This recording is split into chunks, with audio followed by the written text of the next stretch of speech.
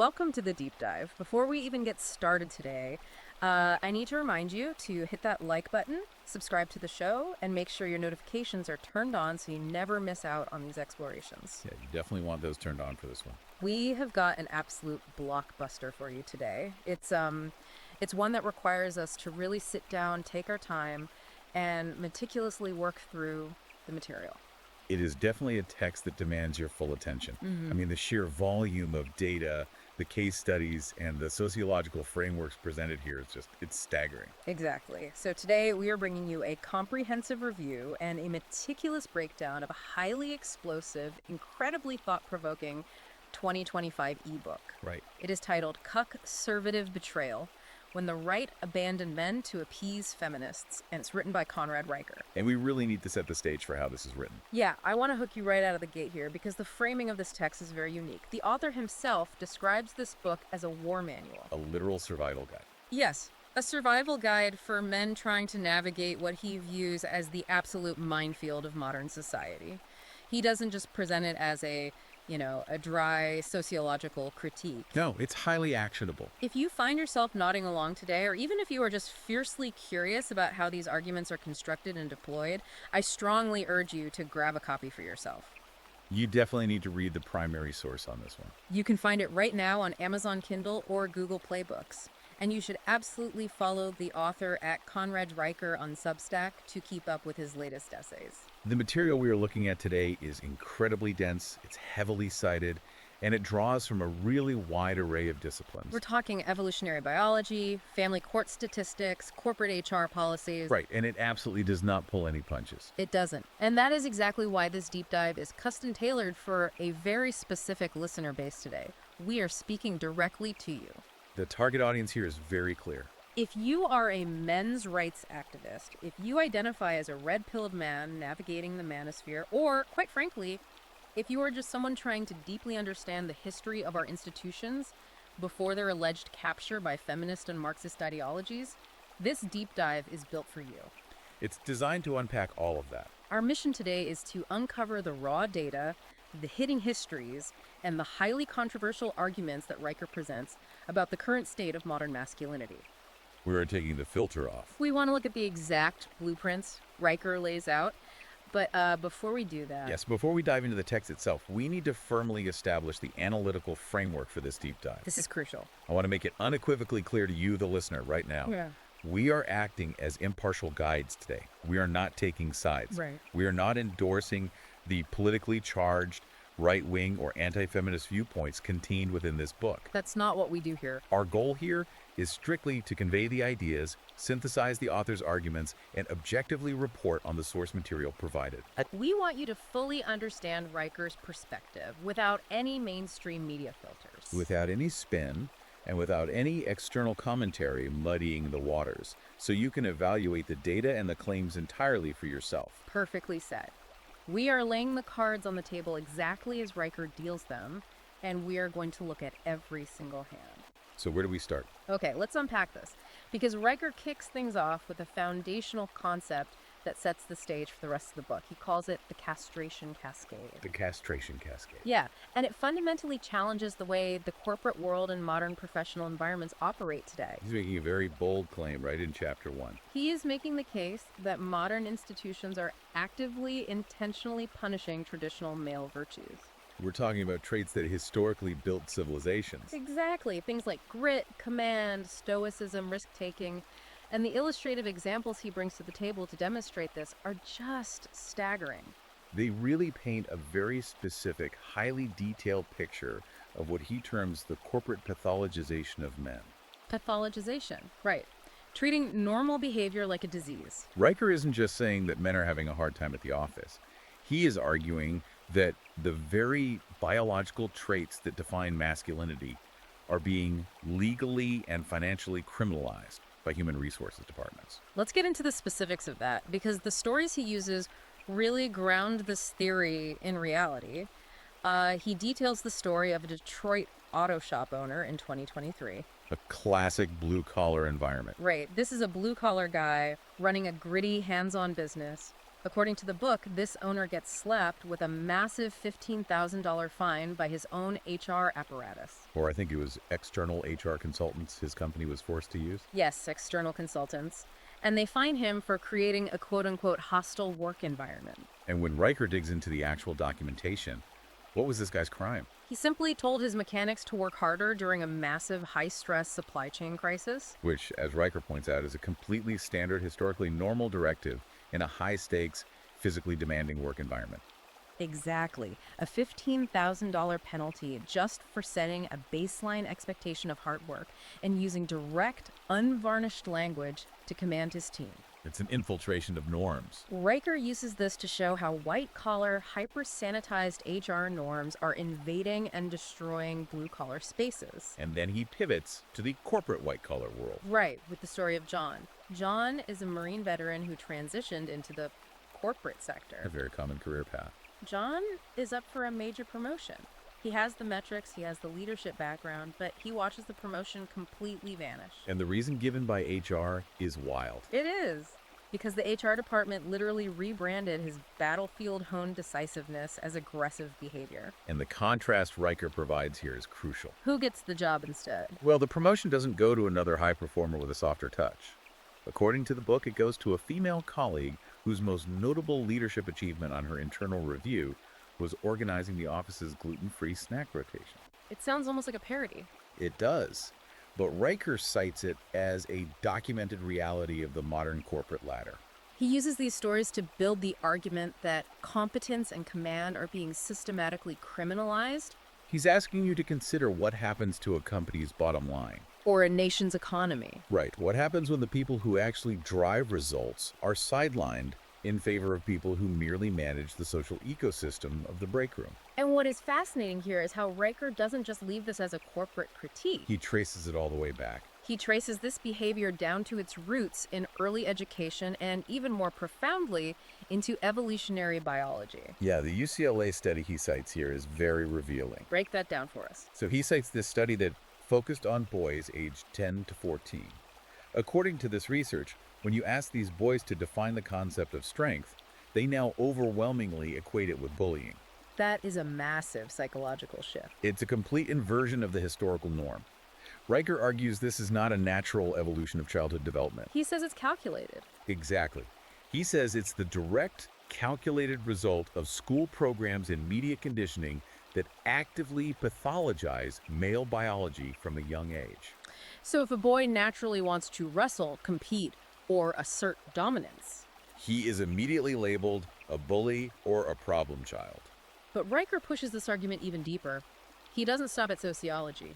He goes straight into primatology to explain the mechanics of what he calls the castration cascade. The chimpanzee study. Yes, that is a highly provocative comparison.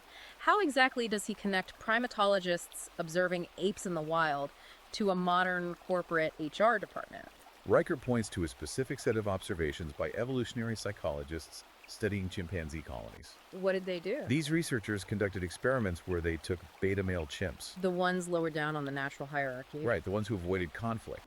And they dosed them with estrogen-like drugs. And what happened? The result was that their social rank actually artificially rose within the colony's hierarchy. Because of the estrogen. Because they became highly adept at grooming, passive socialization, and coalition building without physical confrontation. So they basically hacked the social hierarchy using chemical intervention. Exactly. And here's where Riker makes a direct, highly controversial comparison. He brings it back to humans. He asks the reader if this dynamic sounds familiar. He argues that our modern institutions, through HR policies, diversity mandates, and constant media shaming, are effectively doing the exact same thing. They are chemically and socially castrating male ambition. He is suggesting that the corporate system is artificially elevating passive, beta-like behavior. The human equivalent of the grooming and non-confrontational socialization seen in those chimps. While actively punishing the natural biological dominance of traditional alpha traits. It is the castration cascade in action. A top-down mandate to suppress testosterone-driven behavior and reward estrogen-driven behavior in spaces that historically required aggression and risk to succeed. And Riker says this cascade ignores a fundamental, unavoidable reality. Biology doesn't care about your feelings. It doesn't care about corporate PR. And it certainly doesn't care about diversity quotas. Which brings us to a really intense subsection of his argument, which he calls the bioequity paradox in high-risk jobs. This is where it gets into life or death territory. He argues that demanding men and women perform identically in life or death roles isn't just a misguided pursuit of equality. It is actual, verifiable negligence that gets people killed. He brings very specific data and case studies to back up this assertion too. He isn't just speaking in hypotheticals. No, he grounds it in recent, very public failures. He points extensively to the 2021 Tamarack fire debacle. The Nevada wildland fire. Right. According to the breakdown in the book, you had a heavily promoted, female-led wildland firefighting crew in Nevada. And during a critical moment in the operation, the crew completely collapsed. They couldn't handle the physical load or the environmental stress. And their failure delayed the overall fire containment by 2 whole days. And Riker is quick to point out the media's reaction to this. He notes that the mainstream press largely framed this failure as a string of bad luck or unpredictable environmental shifts. But Riker strips away the PR and points out the cold biological realities. We are talking about carrying 60 to 80 pounds of heavy gear up steep, treacherous inclines in extreme heat. It's grueling. He argues that pretending a 130-pound woman has the same fast-twitch muscle capacity and bone density as a 200-pound man in that specific scenario is a delusion. To further prove this point, he highlights a hiring scandal within the Portland Fire Department. Oh, the ladder carry simulation. Yes. Riker details the case of a male candidate, a guy who was 6'2" and 220 pounds. A big guy, built for the job. This guy scored a 97 out of 100 on his overall evaluations. But during the ladder carry simulation, he made a minor technical error and failed that specific module. Normally, a candidate like that might be given a chance to retest, or his overwhelming physical advantages would be factored into the overall score. Not in this case. He was passed over entirely. Why? Because, as Riker details, City Hall had mandated a strict 30% female hiring quota. And to meet this quota, The department ended up hiring women who, according to the book's sources, couldn't even complete the basic physical tasks without assistance or modified standards. Riker contrasts this ideological push for forced equity with cold, hard OSHA data. 94% of on-site deaths in fields like construction, logging, and mining are male. If we connect this to the bigger picture, Riker is highlighting a massive systemic societal contradiction. What is that contradiction? Society, through its media and political institutions, loudly demands equal pay across the board and absolute parity in the safe, air-conditioned boardrooms. But, as Riker points out, society completely ignores the drastically unequal risk of death and physical destruction that men take on to keep civilization running. He argues that men absolutely dominate these dangerous, dirty, and physically breaking jobs because women rationally avoid them. Yet, men are constantly penalized, taxed, and shamed for the very biological traits that make them capable of doing this foundational work in the first place. He spends a lot of time rehabilitating the image of testosterone. He really does. He frames it as the ultimate builder of civilizations. He dives incredibly deep into the evolutionary reality of testosterone. In Riker's view, it is absolutely not a toxic hormone that needs to be managed or medicated away. He frames it as the fundamental driver of fast-twitch muscle response, spatial awareness, and risk tolerance. It is the biological armor forged over millennia of hunting, protecting, and building. He even brings in Harvard data to support the economic value of this, right? Yes, and this is a critical piece of his argument against the corporate castration we discussed earlier. The CEO study. Right. Harvard researchers conducted a study and found that CEOs with naturally higher testosterone levels actually drive 23% higher profits for their companies. 23%, that's a massive competitive advantage. Riker uses this specific data point to assert that demonizing biological drive is literal economic suicide. The very hormone that modern feminist think tanks and HR departments label as toxic is, in his view, the raw rocket fuel for innovation, risk-taking, and the creation of the very modern infrastructure that allows those think tanks to exist in the first place. Which transitions us perfectly into the next major theme of the book. Okay, let's unpack this. Because it's one thing to see men facing these biological penalties in the workplace, but Riker argues that the state's intrusion doesn't stop at the office door. No, it walks right into the home. This is where Riker gets deeply personal and focuses on systemic legal structures. We're talking about the marriage contract, the family court system, and what he calls the rise of the daddy state.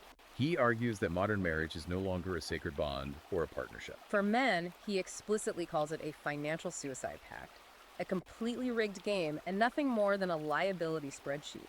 He is incredibly blunt about the legal realities of the marriage contract today. He heavily quotes the prominent men's advocate, Warren Farrell. Pointing out that modern marriage is essentially the only legally binding contract in the Western world where breaching the terms of the agreement actually financially rewards the person who violates it. Yes. Let's make sure we are following Riker's logic here. He's saying that because of no-fault divorce laws, a person can break the vows, dissolve the partnership without cause, and the state will step in to ensure they profit from the dissolution. Precisely. And he backs this up with a series of devastating case studies that illustrate how the legal machinery operates in practice. The stories he shares to illustrate this are just gut-wrenching. They really put a human face on the statistics. Tell us about John. He introduces us to John, a 45-year-old construction worker. According to Riker, John spent years building a 3-bedroom house with his own bare hands. He poured the foundation, he framed it, he did the roofing. Literal sweat equity. His divorce is finalized, and because of how the asset division laws work, his ex-wife, who, by the way, Riker notes, is a regional sales director driving a Tesla, gets to keep the house he physically built. And where is John?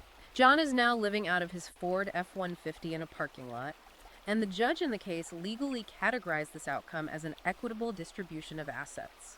And Riker uses that word equitable very intentionally, pointing out how legal terminology is often weaponized to mask profound unfairness. Right. And then there's the horrifying story of a dad in Ohio. This man was ordered by a judge to pay $1,200 a month in child support. There's a catch. A massive catch. A DNA test definitively proved that the child was not biologically his. He was the victim of paternity fraud. But the family court's reasoning for forcing him to pay anyway. The judge stated that the child had become used to his money. Biological truth and the man's right to his own labor were completely bypassed by the bureaucracy to protect the mother's lifestyle. And finally, he tells the story of Dave, a long-haul trucker. Dave lost primary custody of his own children because the family court judge decided his occupation kept him on the road too much and was too dangerous. But that exact same judge turned around and ordered Dave to work those exact same dangerous hours. To fund his ex-wife's yoga instructor certification as part of the alimony agreement. These anecdotes are meticulously chosen by Riker to introduce two of the most critical concepts in the book. What he terms the gynocratic revenue cycle and bureaucratic cuckoldry. We need to clearly define these terms because they form the bedrock of his economic critique of the family. Let's do that. What exactly does a gynocratic revenue cycle look like on paper? Well, Riker breaks down the math to show how the system is literally industrialized against men.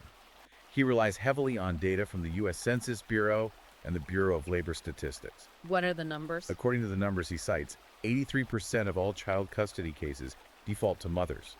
Consequently, 85% of child support payers are men, and 83% of alimony recipients are women. The gynocratic revenue cycle, as Riker defines it, is the process by which the state uses the threat of violence and imprisonment to extract wealth from male labor, funnel it through the court system, and distribute it to women who initiated the divorce. And he refers to this extraction as a masculinity tax. He does. He explicitly compares the modern divorced man to a medieval serf. He calls it the breadwinner's burden. Just as medieval serfs had to surrender half of their crop yield to their feudal lords just for the right to exist on the land. Modern men are legally forced to surrender half of their accumulated assets and a massive chunk of their future income to ex-spouses. Riker argues that the state, the family courts, and the divorce industry itself financially incentivize female-initiated divorces. In his view, the system has essentially turned the traditional marriage license into a voluntary slavery contract for men, where the state acts as the enforcer. So if the game is this rigged, if the contract is this toxic, how are men reacting? According to Riker, they aren't just complaining, they're opting out entirely. This brings us to the male exodus and the massive rise of MGTOW, which stands for men going their own way. He talks extensively about the bachelor bunker phenomenon. This is a massive van-dwelling movement where highly capable, high-earning men are intentionally trading the traditional McMansion mortgages for off-grid, solar-powered sprinter vans. And they aren't doing it for the van life aesthetic on Instagram. No, they are doing it to keep their assets entirely liquid and safe from the reach of family courts. It is a strategy of asset starvation. Riker points out that Google search trends for MGTOW have spiked a staggering 400% in recent years. And he notes a fascinating chronological pattern with those searches. These searches peak every single January, right after the wave of holiday marriage proposals, and they peak again every July, which historically correlates with the highest spikes in divorce filings. Men are looking at the outcomes and actively searching for an exit strategy. And for the men with serious capital, Riker details how they are utilizing technology to become financially invisible. He talks about the widespread use of cryptocurrency escrows and the establishment of complex offshore holding companies in jurisdictions like Belize. They are legally hiding their assets to ensure that if a divorce happens, the system finds the coffers completely empty. And for the men who do still choose to enter the marriage contract, Riker documents a massive shift in how they negotiate the terms. He highlights the rise of what he calls brokeback prenups. I found this part fascinating. These aren't your standard lawyer-drafted templates. No, Riker notes that many of these are being drafted by ex-military negotiators in places like Texas. They are drafting prenuptial agreements with hyper-aggressive zero-tolerance clauses. For example, clauses stating, if she cheats, she walks. No boots, no truck, no dog. Men are waking up to the realities of family court, treating romance purely as a high-risk liability, and weaponizing the fine print to protect their livelihoods. If we pull back from the individual level and look at the macro scale, what does this mean for society? It's devastating. If the builders and the earners are hiding their money in Belize and living in vans, there has to be a societal fallout. This is where Riker links this mass male exodus directly to the very real, ongoing global demographic collapse.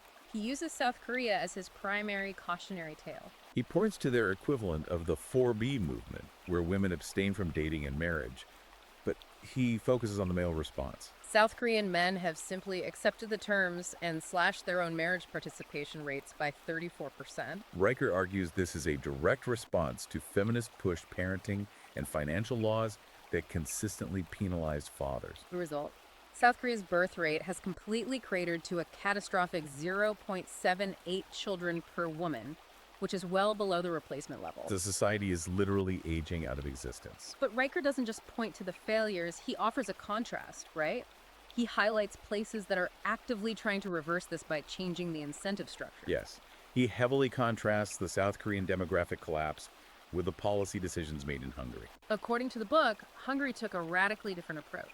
They banned gender studies programs at the university level and implemented massive pro-family tax cuts that specifically rewarded men who married and maintained traditional families. The result, Riker notes, was that Hungary saw their birth rate jump by 31%.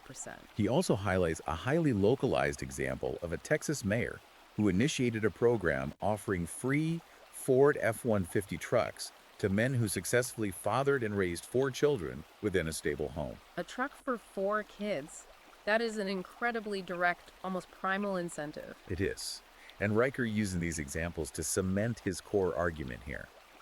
When a society rewards male responsibility, biological leadership, and provision, instead of shaming those traits as toxic or taxing them into oblivion, families bloom and civilizations thrive. The ultimate warning in this section is that a society simply cannot survive if its legal structures continue to penalize the very men who build and maintain it. That brings us to theme 3. And this is arguably one of the darkest chapters in the book.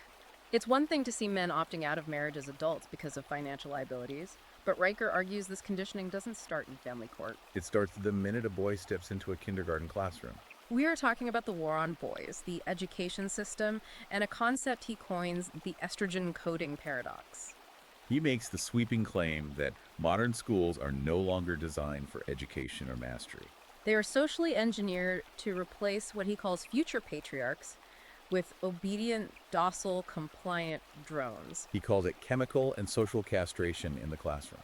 It is a profound systemic critique of how pedagogy, the actual method and practice of teaching, has shifted over the last few decades.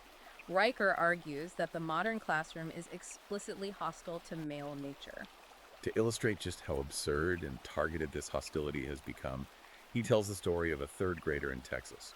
This is an 8-year-old boy who was formally suspended from school because during lunch, he bit his strawberry Pop-Tart into a shape that the teacher decided resembled a gun. Riker points out the insane double standard here.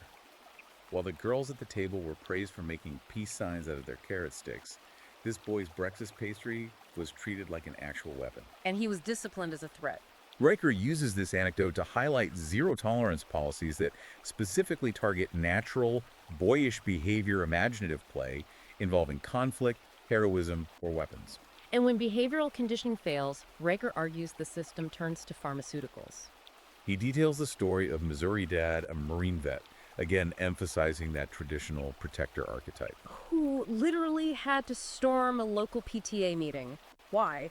Because the school administrators were actively trying to force his highly energetic sixth grade son to take powerful ADHD medication just to be allowed back in the classroom. Riker pulls the financial data on this, pointing out that there's a massive $23 billion ADHD drug industry that profits directly off of pathologizing normal male energy, competitiveness, and the biological need for roughhousing. Riker isn't just making anecdotal claims here. He uses academic research to back up this concept of systemic bias. He cites a highly scrutinized Cambridge study showing that female teachers consistently grade boys lower on subjective assessments, like essays or classroom behavior.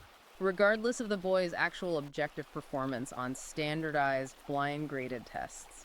Riker uses this data to unpack a concept he calls the Velcro ceiling. Wait, let me make sure I'm grasping Riker's logic here. Is he saying the curriculum itself is the problem, or is he pointing to the biological makeup of the teaching workforce as the issue? He is arguing that it is the intersection of both, driven primarily by the demographics of the workforce. According to Riker's data, 92% of K-12 teachers are women. He calls this a pink-collar workforce. Riker argues that this workforce is biologically and temperamentally unequipped to understand, manage, or properly channel high-octane male energy. Because they cannot relate to how boys naturally learn, which often involves competition, physical movement, and direct conflict. They demand that boys be medicated into sitting completely still. And Riker asserts they demand this docility so the boys can sit quietly through what he describes as gender studies indoctrination. Rather than adapting the classroom to foster male competition and mastery. And this war on boys doesn't stop when they get their high school diplomas. It bleeds right into higher education and the modern workforce, creating what Riker identifies as a massive competence crisis and the creation of the pink ghetto. He highlights the staggering statistic that male college enrollment has plummeted to just 38%. Which is the lowest level since World War II veterans had yet to return home. According to Riker, young men are looking at the landscape, looking at the debt, and asking themselves why they should take on 6 figures of student loans to sit in a system that fundamentally hates them and tells them their existence is toxic. And this exodus from higher education leads directly into his economic argument regarding the estrogen coding paradox. This is a crucial part of understanding his theory on the coming infrastructure collapse. The examples he uses to prove this paradox are wild. He references the Grace Hopper Academy, which is a coding boot camp that attempted a radical, no men allowed experiment. They wanted to create a purely female-driven coding environment. The result of this utopian experiment, a massive 60% unemployment rate for their graduates. Riker points out that tech employers ultimately needed actual hardcore coding skills and problem-solving abilities, not intersectional GitHub repositories or perfectly managed social environments. He backs this up further with institutional data. He cites a study from MIT finding that patent filings, the actual metric of hard innovation and technological advancement, dropped by 23% in specific university departments immediately after they implemented strict gender quotas for their researchers. He is arguing that competence discrimination lowering standards to achieve a demographic aesthetic is actively destroying the STEM fields. This raises an incredibly important, almost terrifying question for you, the listener, to ponder based on Riker's data. If we connect this to the bigger picture, what happens to our physical and digital infrastructure? Our bridges, our power grids, our cybersecurity networks, when objective mastery, rigorous testing, and pure meritocracy are replaced by evaluation rubrics that grade you on checking your male privilege. Riker warns of a literal physical societal collapse driven by this engineered competence crisis. The infrastructure of the modern world doesn't care about equity. It requires absolute precision, which he argues is being sacrificed. However, he also dedicates a significant portion of this section to highlighting the alternatives that men are quietly building in response. He doesn't just outline the collapse. He talks about the underground railroad of male education. Yes, the trade schools and the covert academies. He talks specifically about the Tulsa Warrior School in Oklahoma. Exactly. The Tulsa Warriors School is presented as the antithesis of the modern public school. It is an environment where boys are assigned texts like Marcus Aurelius's Meditations, taught the principles of Stoicism, and physically go out to build log cabins with their hands. And Riker points out the incredible metric of their success. This small, hyper-masculine environment produces more national merit scholars per capita than the entirety of the heavily funded progressive Portland public school system. He also talks about the informal networks, clandestine garage mechanics in rural Missouri who are taking in teenage boys and teaching them advanced trigonometry and applied physics. Not through a textbook, but through calculating engine displacement and machining custom car parts. Riker asserts that men are actively building parallel educational structures that treat testosterone, competition, and hands-on risk as vital assets to be harnessed rather than diseases to be cured. Okay, we need to transition into theme 4. And this is where the book shifts from systemic bias to active institutional persecution. We are talking about the Him Too movement, the complete erosion of due process, and the institutional purge of men from academia and the professional class. Riker leans heavily into the dark side of campus politics, exploring how Title IX tribunals operate less like courts of law in a free society and more like 17th century Salem witch trials. The statistics and procedural realities he provides in this section paint a horrifying picture of ideological tribunals. He is describing a system where the fundamental constitutional presumption of innocence has been entirely eradicated. Right. And to illustrate how this machinery crushes an individual, he details a horrific, high-profile case at Duke University.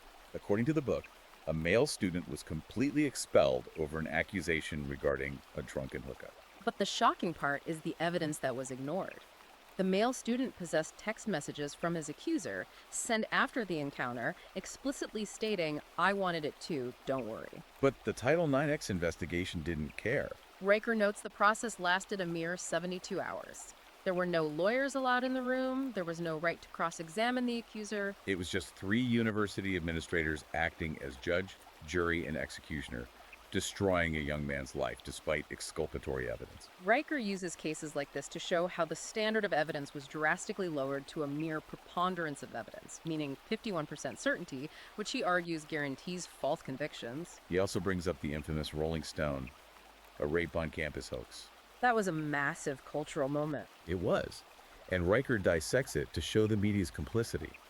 A major journalist peddled a completely fabricated, lurid gang rape story that demonized an entire fraternity, and by extension, all male organizations on campus, without conducting basic journalistic fact-checking.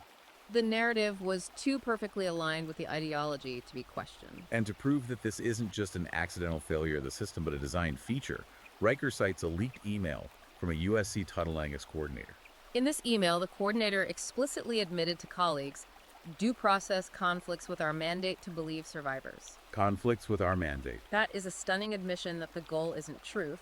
The goal is securing a conviction. And Riker dissects the institutional and financial incentives behind this ideology. According to Department of Education data he cites, a staggering 87% of Title IX investigations end in the male student being expelled. Why is that number so high? Riker argues that these massive university compliance offices rake in federal grant cash and justify their bloated administrative budgets by securing guilty verdicts. He suggests it is an incentivized system where an accusation alone is treated as absolute gospel because acquittals don't secure funding.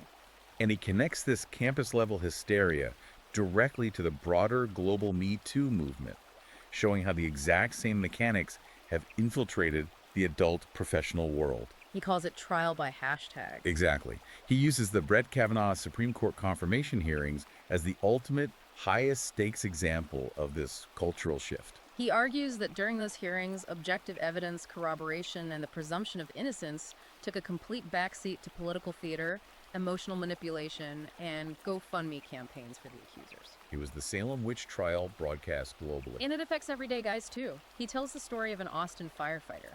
This is a man who spent 14 years grinding, climbing the ranks, saving lives. He was abruptly demoted to desk duty and stripped of his command over an anonymous complaint about a hostile work environment. It turned out to be a vindictive ex-girlfriend. According to Riker, she recanted a year later, openly admitting she just wanted to hurt his career. But the damage was done. The fire department refused to restore his rank. His career remained in ruins. Riker's point here is chilling. Modern institutions are so terrified of public backlash that they would rather instantly sacrifice a highly competent, innocent man than risk the wrath of a feminist hashtag campaign. It is a bleak reality. But here's where it gets really interesting, because Riker doesn't just analyze how the system attacks men in the workplace or on campus. He takes these systemic issues and applies them to something incredibly intimate: the dating economy, male loneliness, and the resulting mental health crisis. He argues that the modern dating market has been completely financialized into a system of beta bucks, alpha florings. And he exposes what he calls the Tinder industrial complex. He argues that the digital dating landscape is essentially a rigged, hyperinflated economy where average men are systemically priced out of participation. Let's look at the stories he uses to ground this. He shares the story of Jake, a tech worker making a good living. Jake burned $800, taking a woman on multiple Michelin-starred dates, trying to do everything right by the traditional courtship rulebook. The result: he was ghosted mid-text because he politely declined to fully fund a luxury trip for her to Cancun after only knowing her for 2 dates. Then there is the genuinely insane story of a man who was publicly doxxed online for the crime of burger shaming. What did he do? He simply asked his date to split a $12 check for burgers. The woman filmed him, posted it to TikTok, and the viral feminist backlash was so severe that the man ended up losing his corporate job. Riker uses these stories alongside brutal data from apps like Hinge and OkCupid, which shows that women mathematically rate 80% of all men as below average in attractiveness. That statistic is the core of his argument in this fiction. Riker explains this phenomenon through the concepts of sexual redlining and romantic inflation. Break those terms down for us. What does sexual redlining look like on an app? Because dating algorithms act as digital bouncers, they only show the top 10% or 20% of highly attractive, high-status men to the vast majority of women. This gives average women the illusion that they have unlimited access to the top tier of men, which causes romantic inflation. Their standards skyrocket. As a result, the average working-class man is completely locked out of intimacy. He is sexually redlined. He discusses how the Match Group, a massive conglomerate which owns Tinder, Hinge, and dozens of others, deliberately monetizes this male thirst and profound loneliness. Average men are forced into paying premium subscriptions and buying digital boosts just to be seen by women who are swiping past them anyway. It's a literal extraction of wealth using biological desperation. Yeah. And Riker describes the alternative as a digital opium den. He points to the explosion of OnlyFans and highly immersive VR pornography. He argues this digital ecosystem is designed to be a pacifier. It actively drains male vitality, drive, and wealth, keeping them docile and distracted. While the family courts wait in the wings to drain whatever assets are left from the men who actually manage to secure a relationship. And the human cost of this profound isolation and wealth extraction is staggering. Riker somberly transitions from the economics of dating into the hard data on the male mental health crisis. And the numbers he pulls from the CDC are impossible to ignore. 83% of all suicides are men. It is an absolute epidemic. It is a profound civilization-level crisis that Riker argues is being entirely ignored by the mainstream, or worse, actively weaponized against the victims. He illustrates this tragedy with the story of Mike Hernandez. Mike was a highly decorated Army Ranger who did multiple tours in combat zones. When Mike returned home and went to the VA seeking help for severe combat trauma and PTSD, he was assigned a progressive therapist. According to the case file Riker cites, this therapist literally told a combat veteran that his deep psychological stress wasn't from war, but was actually just male socialization guilt stemming from his inherent toxic masculinity. Mike Hernandez later took his own life, completely alienated by the system supposed to heal him. Riker also shares the devastating story of a Wyoming rancher. This man took his own life immediately after losing the land he had worked and built over 34 years in a brutal divorce settlement. The note he left behind explicitly stated that it was better to die a free man than to live the rest of his days as his ex-wife's indentured slave. Riker notes how men are reacting to a medical and psychological establishment that is openly hostile to them, an establishment that wants to drug them with SSRI antidepressants to suppress their competitive edge and force them to talk about their feelings in a framework designed for women. So, what are they doing? They are bypassing the medical system entirely. Exactly. He points to the rapid rise of what he calls garage medicine. These are underground, male only telehealth networks where men can access doctors who bypass hospital bureaucracy and prescribe testosterone replacement therapy or other treatments without subjecting the men to ideological screening. He also highlights the explosion of garage dojos and hardcore MMA gyms. And what is fascinating here is that Riker points to NIH data, institutional data, showing that engaging in controlled aggression, physical pain, and combat sports actually slashes male suicide risk by an incredible 44%. He argues that men are intuitively healing themselves through brotherhood, physical exertion, and the re-embrace of violence, completely rejecting the therapy matriarchy that attempts to pathologize their very nature. That brings us to theme 6, where we look at the macro-level cultural messaging, the media castration, globalism, and the woke church. Riker argues that the media isn't just reflecting society, it is running a deliberate, highly funded campaign to paint masculinity as either completely buffoonish or inherently dangerous. He talks about the pervasive Homer Simpson trope, the bumbling idiot dad who can't figure out how a toaster works and constantly has to be saved or managed by his infinitely smarter, long-suffering wife. He points to the disastrous 2019 Gillette advertisement as the peak of this hubris. The toxic masculinity ad. Right.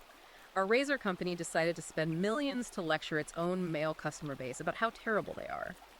Riker notes that this virtue signaling cost the company billions in sales and permanently damaged the brand. And he highlights the ideological purity tests in elite media, citing the firing of New York Times opinion editor James Bennett. Bennett was fired simply for running an op-ed by a sitting U.S. senator that proposed using the military to quell riots, an opinion that clashed with the woke orthodoxy of the newsroom staff, who claimed the mere presence of the article made them feel unsafe. Riker explains that this relentless media hostility and condescension has sparked a massive, unprecedented male migration to alternative media ecosystems.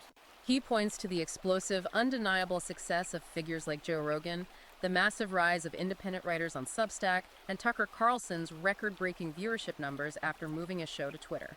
Pew Research data cited by Riker shows that 78% of the audience consuming this alternative media is male. They are voting with their attention. Precisely. They are actively seeking out spaces, platforms, and voices that do not instantly pathologize them, do not talk down to them, and do not demand constant apologies for their biology or their viewpoints. But Riker expands this critique beyond just media consumption. He outlines a fascinating, highly controversial argument about globalist labor policies, claiming that the elite class weaponizes male disposability through mass immigration. He calls this concept replacement masculinity. This is where his economic and sociological arguments intersect with geopolitical policy. He mentions a French vineyard owner who, when interviewed, bluntly admitted to bypassing local labor and hiring Moroccans. The owner stated that Frenchmen wouldn't do the grueling, backbreaking agricultural work for the heavily subsidized, suppressed wages he was offering.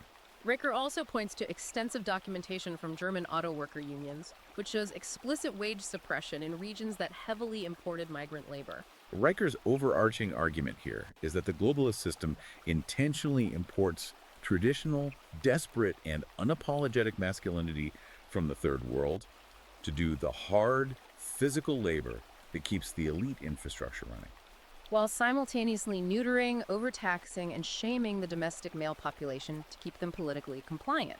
And this ideological capture, this process of neutering, extends deeply into the spiritual realm as well. Riker dedicates a significant portion of this chapter to discussing the feminization of religion, or what he refers to as the Church of Woke. The examples he uses here are wild and really show how far the pendulum has swung.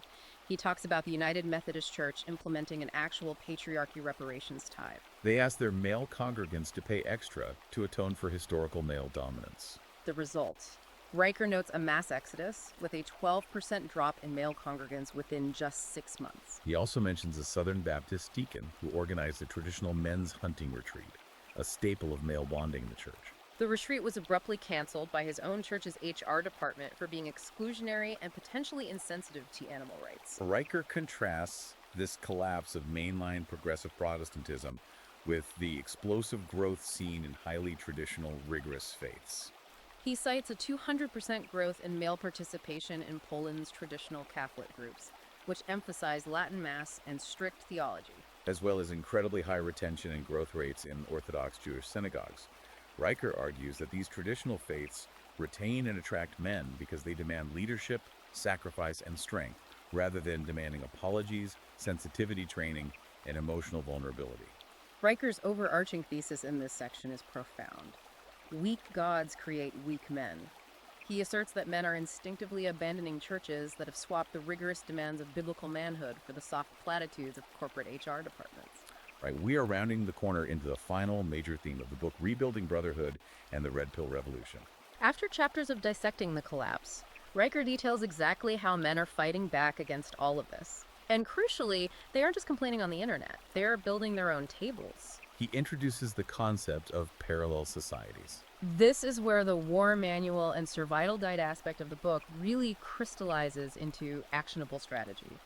Riker is documenting the blueprints of this resistance. He points to tangible movements. He mentions the men's sheds movement that started in Australia. These are physical spaces where men can gather to woodwork, fix engines, and just exist around other men. And the data shows it has actually cut local suicide rates significantly, precisely because it gives men a place to bond shoulder to shoulder over a task without being forced to sit in a circle and talk about their feelings face to face. He highlights the Barbarian Brotherhood in Detroit, where former tradesmen are taking fatherless teens off the streets and mentoring them, forging competent mechanics and strong men completely outside the purview or funding of the state. And he points to the digital realm, specifically the gaming community.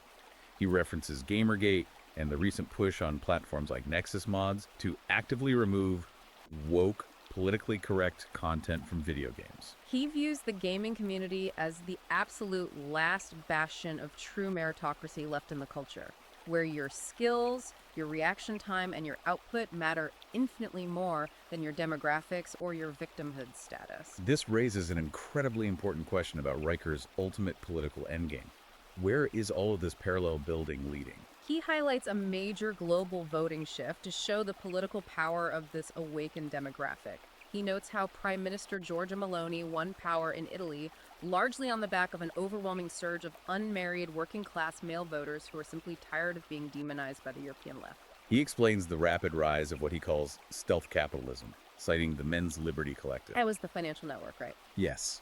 According to Riker, this collective generated $42 million in tax-free parallel revenue by deliberately funneling investment cash and contracts exclusively to male entrepreneurs who had been explicitly banned or passed over by corporate ESG and diversity mandates. They are building an entirely separate economy. Ultimately, Riker advocates for what he calls the Samson option. Break down that metaphor for us. Samson pulling down the pillars. How does Riker apply that to modern institutions?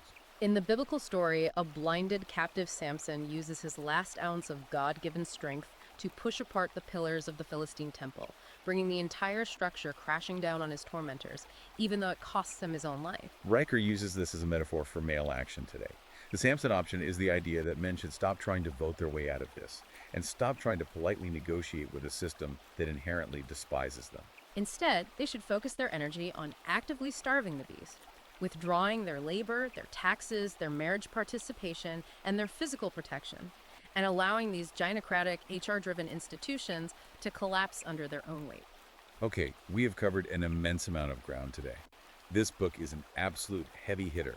The data, the anecdotes, the sheer scale of the societal critique, it is a lot to process. It is a massive text, and to leave you, the listener, with a final, lingering concept to deeply explore on your own. Something that builds on Riker's data, but asks a much broader existential question about the future. Consider the Atlas Principle. Let's lay that out. If human civilization is truly what Riker describes as a sacrificial infrastructure, a society built, powered, and maintained almost entirely by male labor, male risk tolerance, and male biological drive. If we look at the 94% of workplace fatalities, the men freezing on the oil rigs, the men maintaining the high voltage power grids, the men welding the bridges. What happens to the physical reality of our world if the alpha exit reaches critical mass? If the builders, the mechanics, and the engineers permanently refuse to participate in a system they believe hates them, will society be forced to humbly renegotiate the social contract with men? Or will the power grid simply physically collapse? That is a chilling, profound thought to leave on. What happens when Atlas truly shrugs?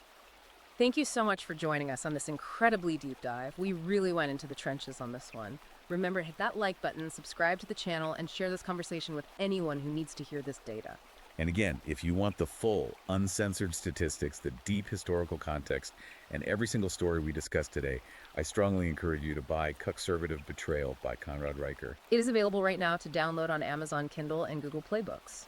Also, make sure you follow the author's continued work and read his ongoing essays at Conrad Reicher on Substack for more incisive analysis. We will see you on the next deep dive.